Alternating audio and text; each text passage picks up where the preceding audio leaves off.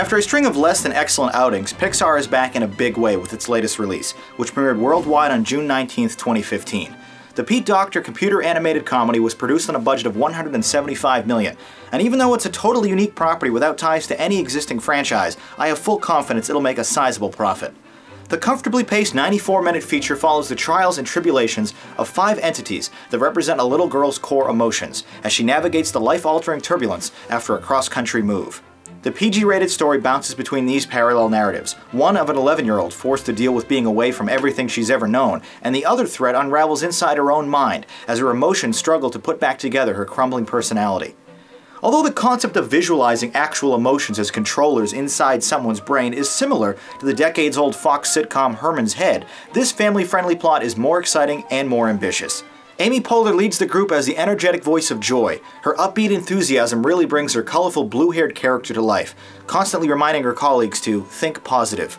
As her direct counterpart, Phyllis Smith is wonderful as the mopey and pessimistic Sadness, who is quick to retort, "I'm positive that you'll get lost."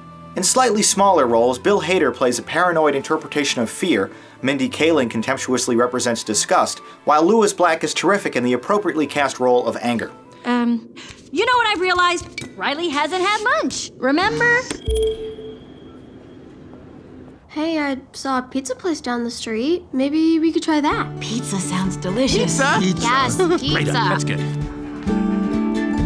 What the heck is Who that? puts broccoli on pizza? That's it. I'm done. Congratulations, San Francisco! You've ruined pizza. First the Hawaiians, and now you. But special mention needs to be made for Richard Kind as the pragmatic imaginary friend. He's smart and resourceful, but keenly aware of his own mortality, which makes his final scene so much more powerful and gut-wrenching. The brightly colored narrative balances these heavier, tear-jerking moments with plenty of laugh-out-loud gags and gimmicks. There's lots of grown-up humor and classic movie references sprinkled throughout as well. One standout sequence during a contentious dinner argument switches perspectives between the controlling emotions of the mom character, played by Diane Lane, and the inattentive father, played by Kyle MacLachlan. The jokes here are based on tired stereotypes, but they're well executed and undeniably hilarious, as the emotions inside MacLachlan are too busy watching sports to respond appropriately. Even though many of the characterizations of our own personalities, represented here by giant mechanical floating islands, are grossly oversimplified, it is extraordinary how well Inside Out manages to visualize the elements that make us who we are with such inventive and fascinating designs. As joy and sadness attempt to return back to headquarters, they inadvertently take us on a full tour of the little girl's psyche, exploring everything from her forgotten memories and subconscious to the dream studio and imagination land. Michael Giacchino continues to have a banner year. After his wonderful work on Jupiter Ascending, Tomorrowland, and Jurassic World, this might be his best work yet, a bubbly and compassionate composition that perfectly underscores all of the goofy hijinks and somber lows. A clever yet approachable film that successfully deconstructs the complexities of emotion with beautiful and inspired animation. This is a fantastic adventure that demands self-reflection of your own memories.